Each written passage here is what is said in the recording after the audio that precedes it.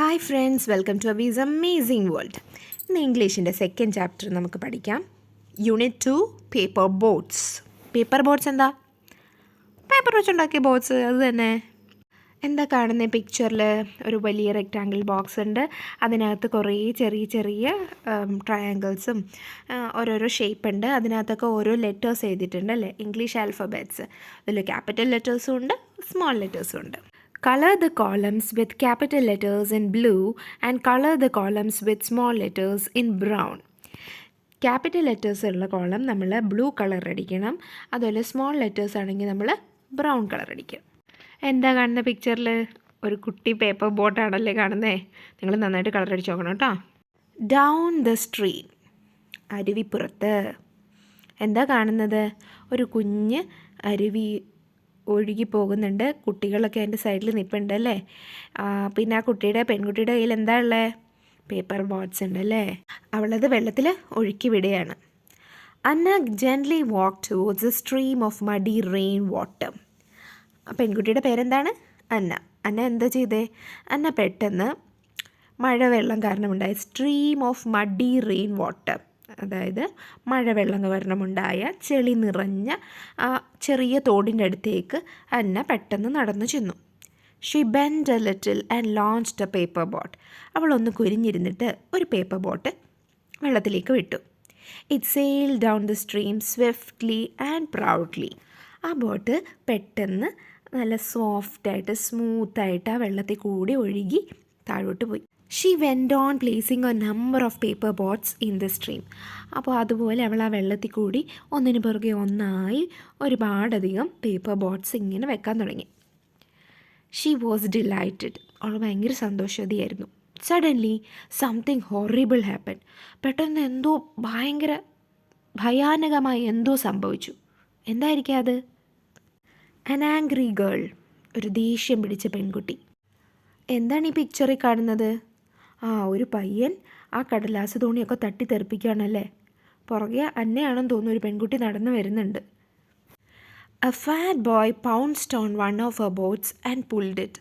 എന്താ ചെയ്യുന്നത് നോക്കിക്കേ? ഒരു തടിയുള്ള ഒരു ചെറുക്കൻ അവളുടെ ബോട്ട് കൈകൊണ്ട് ഇങ്ങനെ തട്ടിയെടുത്തിട്ട് എന്താ ചെയ്തേ?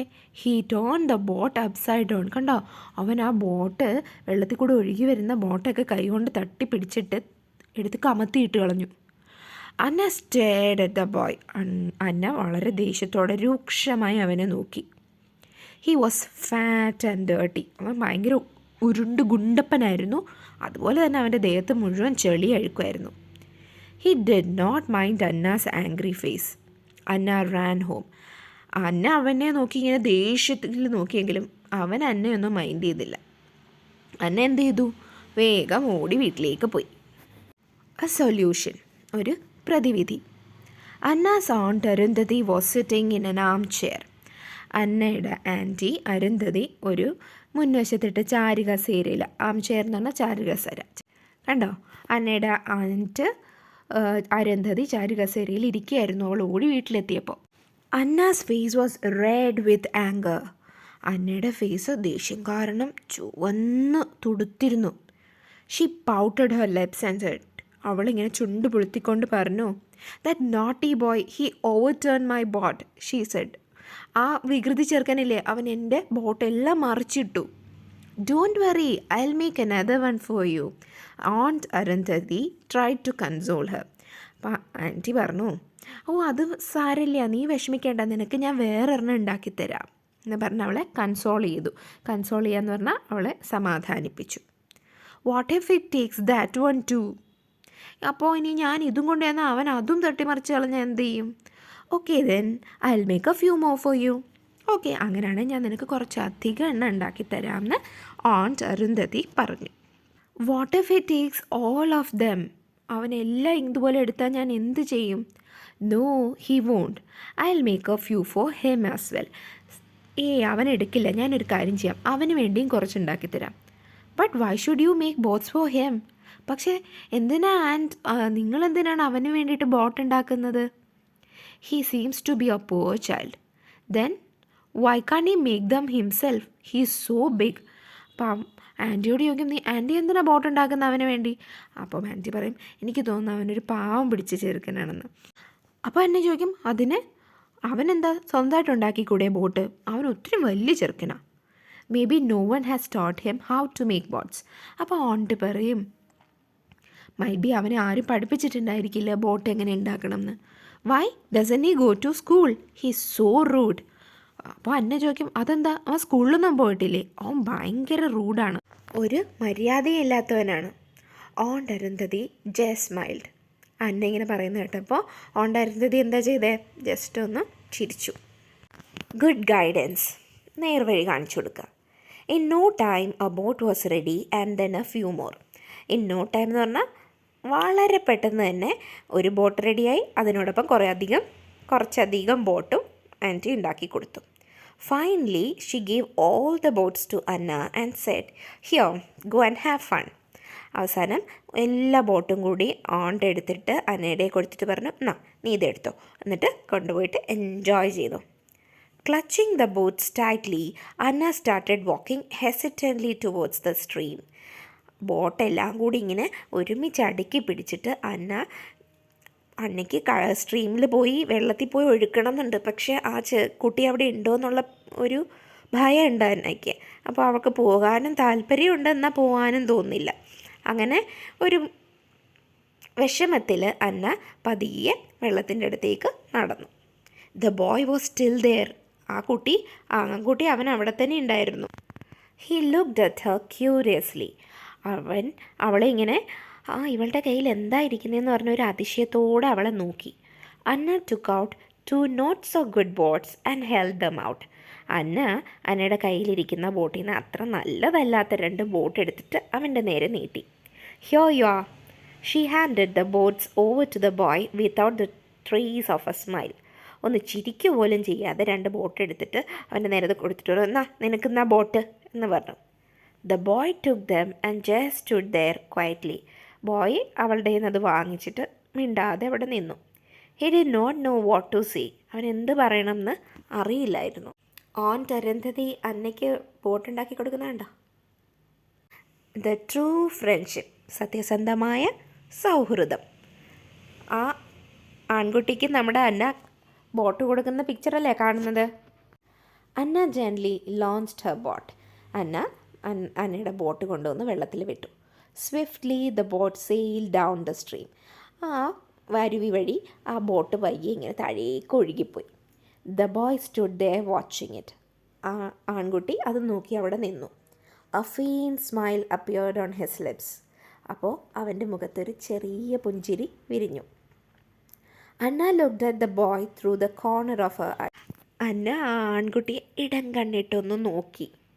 Suddenly she saw the boat getting caught in a heap of mud and stones. അവളുടെ ബോട്ട് പെട്ടെന്ന് മണ്ണും ചെളിയും കല്ലും എല്ലാം കൂടിക്കിടന്ന് ഒരു ചെറിയ കൂന പോലെ ഒരു സ്ഥലത്ത് സ്റ്റക്കായി. Water splashed against it and slowly flooded it. വെള്ളം പതിയെ വന്ന് ബോട്ടിനകത്ത് കയറിയിട്ട് ആ ബോട്ട് മുഴുവൻ നനഞ്ഞു കുതിർന്നു. In a flash the boy jumped into the stream and pulled the boat out of the water.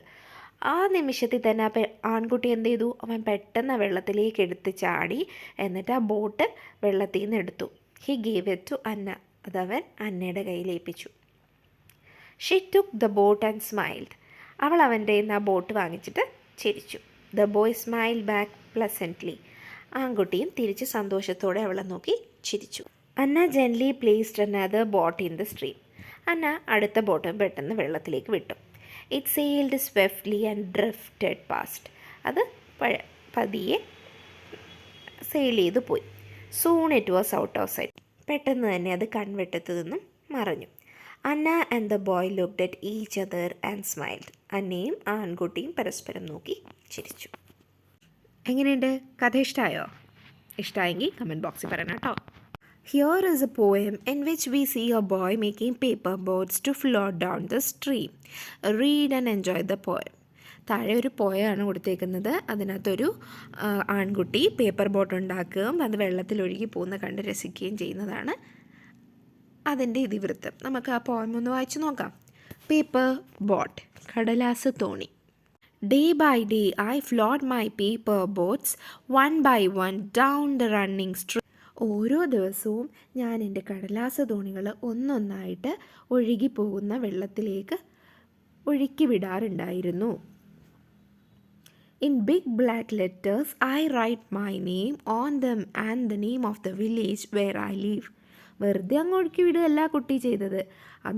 ആ ബോട്ടിൻ്റെ പുറത്ത് ബിഗ് ബ്ലാക്ക് കളർ ലെറ്റേഴ്സിൽ അവൻ്റെ പേരും അവൻ്റെ ഗ്രാമത്തിൻ്റെ പേരും എഴുതിയിട്ടായിരുന്നു അവൻ ആ കടലാസ് തോണി ഒഴുക്കി വിട്ടുകൊണ്ടിരുന്നത്.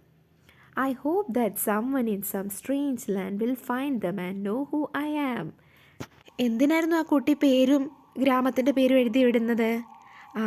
അവന് ഒരു വിചാരം ഉണ്ടായിരുന്നു, ഏതെങ്കിലും അറിയപ്പെടാത്ത നാട്ടിൽ ഈ കപ്പൽ ഈ കടലാസ് തോണി ചെന്നെത്തുമെന്നും അപ്പോൾ അവിടെയുള്ളവർ അവൻ്റെ പേരും അവൻ്റെ നാടിനെ കുറിച്ചുമൊക്കെ അറിയുമെന്നും ഓർത്താണ് അവൻ ആ കടലാസ് തോണികളിലൊക്കെ അവൻ്റെ പേരും ഗ്രാമത്തിൻ്റെ പേരും എഴുതി വിട്ടുകൊണ്ടിരുന്നത്. I load my little boats with surely flowers from our garden and hope that these blossoms of the dawn will be carried safely to land in the night. ആ കുട്ടി പേരും ഗ്രാമത്തിൻ്റെ പേരും മാത്രം എഴുതുകയല്ല ചെയ്തിരുന്നേ, അതിനൊപ്പം തന്നെ കണ്ടോ ആ ഓരോ കടലാസ് തോണിയിലും ഷ്യൂലി ഫ്ലവേഴ്സ് എന്ന് പറഞ്ഞ ഒരു ഫ്ലവേഴ്സ് അവൻ്റെ പൂന്തോട്ടത്തിൽ നിന്നും പറിച്ചെടുത്ത് അതും വെച്ചിട്ടാണ് ഈ കടലാസ് തോണികൾ അവൻ ഒഴുക്കി വിട്ടിരുന്നത്. എന്തിനാന്നോ അങ്ങനെ ചെയ്തത്? സന്ധ്യയാകുമ്പോൾ ഈ പൂക്കൾ വിരിയും.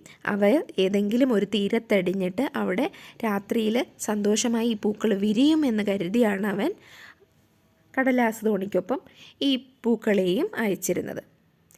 I launch my paper boats and look up into the sky and see the little clouds setting the white bulging sails. ഞാൻ എൻ്റെ കടലാസ് തോണി ഒഴുക്കി വിട്ടിട്ട് നേരെ ആകാശത്തേക്ക് നോക്കും. എന്താണ് ആകാശത്ത് കാണുന്നത്? അവിടെ മേഘങ്ങൾ ഇങ്ങനെ എൻ്റെ പേപ്പർ ബോട്ട് പോലെ ഒഴുകി പോകുന്നത് കാണാൻ വേണ്ടിയിട്ട് ഞാൻ ആകാശത്തേക്ക് നോക്കും. I know not what playmate of mine in the sky sends them down the air to race with my boats. അപ്പോൾ അവൻ ആലോചിക്കുകയാണ്, എന്നെപ്പോലെ ആകാശത്തും ഏതെങ്കിലും കുട്ടി ഇങ്ങനെ ഞാൻ വെള്ളത്തിൽ പേപ്പർ ബോട്ട് വിടുന്ന പോലെ ആയിരിക്കും ആകാശത്തിരുന്ന് മറ്റേതോ കുട്ടി ഇങ്ങനെ ഒഴുക്കി വിടുന്നതായിരിക്കും ഈ മേഘങ്ങളെ എന്നാണ് കുട്ടി ആലോചിക്കുന്നത്. When night comes, I bury my face in my arms and dream that my paper boats float on and on under the midnight stars. രാത്രിയാകുമ്പോൾ ഞാൻ എൻ്റെ കയ്യിൽ ഇങ്ങനെ പിണച്ച് വെച്ചിട്ട് അതിലെൻ്റെ തല താഴ്ത്തി വെച്ചിട്ട് ഞാനിങ്ങനെ സ്വപ്നം കാണും. എന്താ സ്വപ്നം കാണുന്നത്? എൻ്റെ കടലാസ് തോണി ഇങ്ങനെ ഒഴുകി ഒഴുകി മിഡ് നൈറ്റിൽ രാത്രി നക്ഷത്രങ്ങളുടെ ഇടയിലൂടെ ഇങ്ങനെ ഒഴുകി ഒഴുകി പോകുന്നത് ഞാൻ സ്വപ്നം കാണും. The fairies of sleep are sailing in them and the leading is their baskets full of dreams.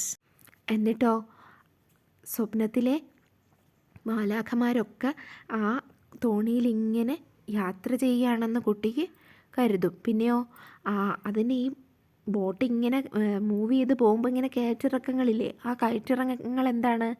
Baskets full of dream, സ്വപ്നങ്ങളുടെ കൊട്ടകളാണ്. സ്വപ്നങ്ങളുടെ കൊട്ടകൾക്കിടയിൽ അവൻ്റെ കടലാസ് തോണിയിലേറി സ്വപ്നത്തിലെ മാലാഖകളെ യാത്ര ചെയ്യുന്നതായിട്ട് കുട്ടി സ്വപ്നം കാണും. നല്ല സ്വപ്നം അല്ലേ? ആരായി കവിത എഴുതിയെന്നറിയോ? രവീന്ദ്രനാഥ് ടാഗോർ. അപ്പോൾ ഈ വീഡിയോ ഇഷ്ടപ്പെട്ടെങ്കിൽ ലൈക്ക് ചെയ്യുക, ഷെയർ ചെയ്യുക and subscribe to our channel. Thank you for watching.